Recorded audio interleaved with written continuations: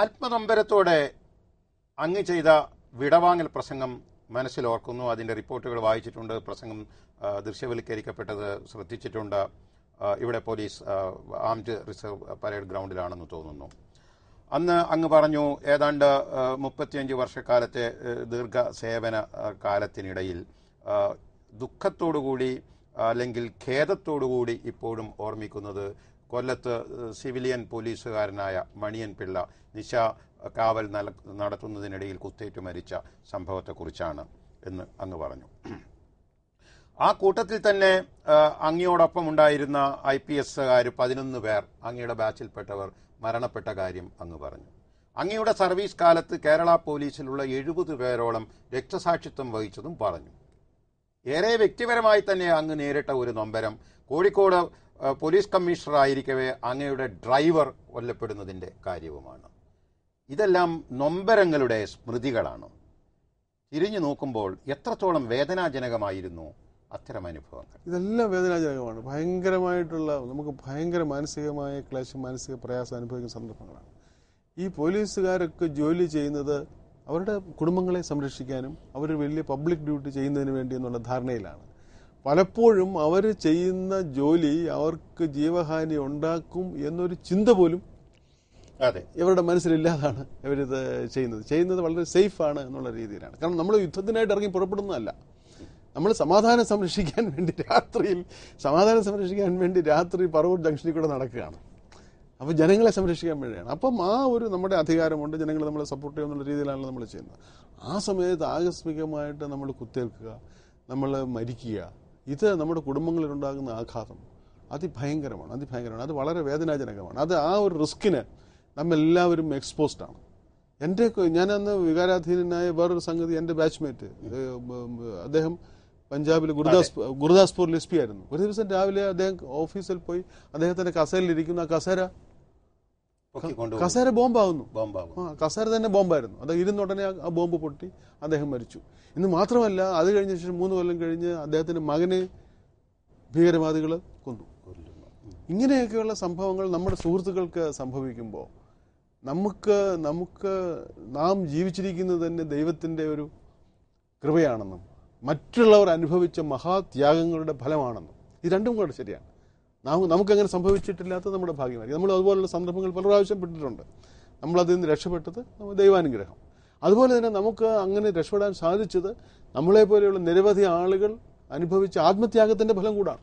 പലരും സധൈര്യം അങ്ങനെയുള്ള 1000 സാഹചര്യങ്ങളെ നേരിടുന്നത് കൊണ്ടാണ് എനിക്കിന്ന് DGPയുടെ കാറിൽ എസ്കോർട്ടില്ലാതെ പോകാൻ സാധിക്കുന്നതെന്നൊരു ബോധവും എൻ്റെ മനസ്സിലുണ്ട്. അതാണ് എന്നെ വികാരാധീനനാക്കിയത്.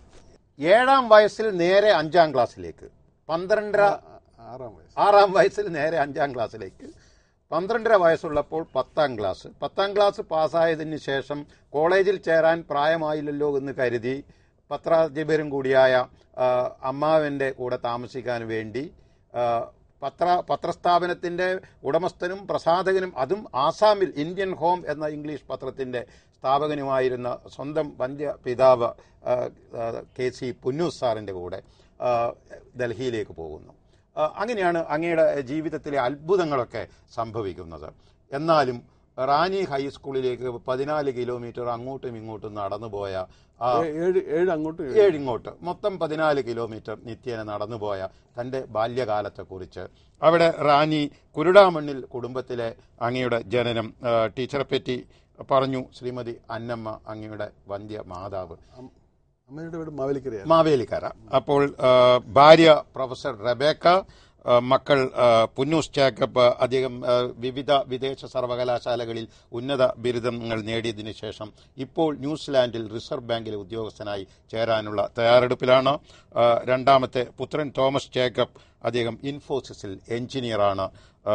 ജേക്കബ് പുന്നൂസാറിൻ്റെ കുടുംബ പശ്ചാത്തലം ഇതാണ്. പഴയ കാലത്തിലേക്ക്, അവിടെ നിന്നുള്ള സ്വന്തം വളർച്ചയുടെ പടവുകളിൽ അനുഭവപ്പെട്ട കാര്യങ്ങളിലേക്ക് ഹ്രസ്വമായി ഒന്ന് തിരിഞ്ഞു യാത്ര ചെയ്താലത്. ഇല്ല, ഞാനൊരു പ്രത്യേക സാഹചര്യത്തിലാണ് പഠിച്ചത്.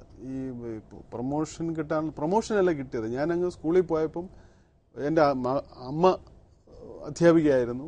വീടിനടുത്താണ് സ്കൂള്. വീട്ടിലിരിക്കുന്നതിന് പകരം സ്കൂളിൽ പോയിരിക്കും. ഈ സ്കൂളിന് മതിലില്ല. ശരി, ഈ സ്കൂളിന് ഒരു മതിലുമില്ല. രാവിലെ മുതൽ 11 വരെ അവിടെ ഇരുന്ന 1-ാം ക്ലാസ്സും 2-ാം ക്ലാസ്സും 3-ാം ക്ലാസ്സും 4-ാം ക്ലാസ്സിലും പഠിപ്പിക്കുന്ന എല്ലാ കാര്യങ്ങളും കേൾക്കും. അപ്പം ഏത് പരീക്ഷ എഴുതിയാലും ഞാൻ ജയിക്കുന്നു. 1-ാം ക്ലാസ്സിലെ പരീക്ഷ എഴുതിയാലും ജയിക്കും, 4-ാം ക്ലാസ്സിലെ പരീക്ഷ എഴുതിയാലും ജയിക്കും. അങ്ങനെ ഹെഡ് മാസ്റ്റർ പറഞ്ഞു, എന്നാ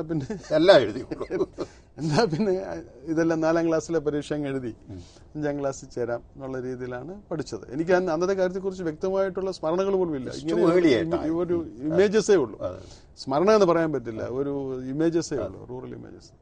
അത് കഴിഞ്ഞ് പഠിച്ചു. അങ്ങനെ പ്രത്യേകിച്ച് ഒന്നാമത് വരണമെന്ന് ആഗ്രഹിച്ചല്ല പഠിച്ചത്. കാരണം ഞാൻ ഈ പറഞ്ഞതുപോലെ റാന്നിയിലെ അതെല്ലാം മാവേലിക്കരയായിരുന്നു. പിന്നീട് എൻ്റെ അച്ഛൻ ആസാമിൽ പത്രം നടത്തിയെന്ന് പറഞ്ഞു. ആ പത്രമെല്ലാം പൊളിഞ്ഞു, വലിയ സാമ്പത്തിക നഷ്ടം ഉണ്ടായി. അതുകൊണ്ട് അദ്ദേഹം തിരിച്ച് എൻ്റെ നാട്ടിൽ വന്ന് ഞങ്ങളുടെ കൃഷികാര്യങ്ങളുമായിട്ട് കൂടി. അപ്പോൾ അദ്ദേഹം പറഞ്ഞു, അദ്ദേഹത്തിന് നല്ലൊരു സ്കൂളാണ്, എൻ്റെ അടുത്ത സ്കൂളിലാഞ്ഞിട്ടല്ല, അദ്ദേഹത്തിൻ്റെ തന്നെ സതീർത്ഥ്യൻ പ്രൊഫസർ CA ജോർജും പിന്നെ TA ജോർജും ഒക്കെ ആളുകൾ അവിടെ ഹെഡ് മാസ്റ്ററാണ്, അവിടെ പോയി പഠിക്കണം. അതുകൊണ്ടാണ് എന്നെ 7 കിലോമീറ്റർ നടത്തിച്ചത്. അപ്പോൾ അങ്ങനെ പഠിച്ചപ്പോഴാണ് പറഞ്ഞ അഡ്മിഷൻ കിട്ടില്ല എന്ന്. എന്നാൽ പിന്നെ ഡൽഹി പോകാമെന്ന് പറഞ്ഞു. പിന്നെ തിരിച്ചിവിടെ വന്നു. അമ്മാവൻ ദീപികയുടെ 35 കൊല്ലം അവിടുത്തെ കറസ്പോണ്ടന്റ് ആയിരുന്നു, സ്പെഷ്യൽ കറസ്പോണ്ടന്റ് AJ ജോർജ്. ഇവിടെയുള്ള സീനിയർ പ്രവർത്തകർക്കെല്ലാം അറിയാം. മിസ്റ്റർ രാമേന്ദ്രന്റെ സുഹൃത്ത്, അദ്ദേഹത്തെ ഞാൻ അവിടെ പരിചയപ്പെട്ടതാണ്, മിസ്റ്റർ VP രാമേന്ദ്രൻ സുഹൃത്തായിട്ട്.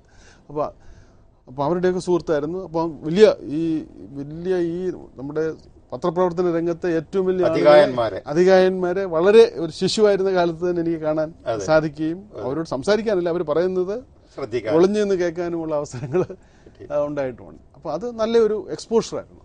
കാരണം ഞാൻ മുന്നക്കാവിലും റാന്നിയിലെ ഒരു കുഗ്രാമത്തിൽ വളർന്ന എനിക്ക് ഈ ലോകത്തിലെ പല ആശയങ്ങളും വളരെ വലിയ ഉന്നത ശിക്ഷരായ ആളുകൾ കാഷ്വലായി ഇരുന്ന് സംസാരിക്കുന്നത് കേൾക്കാൻ, ഇന്ത്യൻ പാർലമെന്റിൽ പോകാൻ, പത്രപ്രവർത്തകൻ്റെ ഒരു സ്പെഷ്യൽ കറസ്പോണ്ടന്റിന്റെ അനന്തരവനാകുമ്പോൾ ഈ പാർലമെന്റിലൊക്കെ ചുമ്മാതെ കയറി, അന്ന് നടക്കും, ഇത്ര വലിയ സുരക്ഷയൊന്നുമില്ല, ചുമ്മാതെ കയറി ഇറങ്ങി നടക്കാവുന്ന ഒരു പരിസ്ഥിതി ഇന്ത്യൻ പാർലമെന്റിൽ തന്നെ ഉണ്ടായിരുന്നു. മഹാന്മാർ ജവഹർലാൽ നെഹ്റുവിനെ കണ്ടിട്ടില്ല, പക്ഷേ ലാൽ ബഹദൂർ ശാസ്ത്രിയും ഇന്ദിരാഗാന്ധിയും ഒക്കെ പ്രസംഗിക്കുന്നതും അങ്ങനെ കണ്ടിട്ടുണ്ട്. അങ്ങനെ വലിയ വലിയ ആളുകൾ ചെയ്യുന്ന കാര്യങ്ങൾ വളരെ ചെറുപ്പത്തിൽ നേരിട്ട് കാണാനൊരു അവസരം ഉണ്ടായി. അതുകൊണ്ട് ബുദ്ധിയുടെയും നമ്മുടെ ചിന്തയുടെയും പ്രതലം അല്പമൊന്ന് മാറാൻ വികസിച്ചുകൊണ്ടിട്ടായി.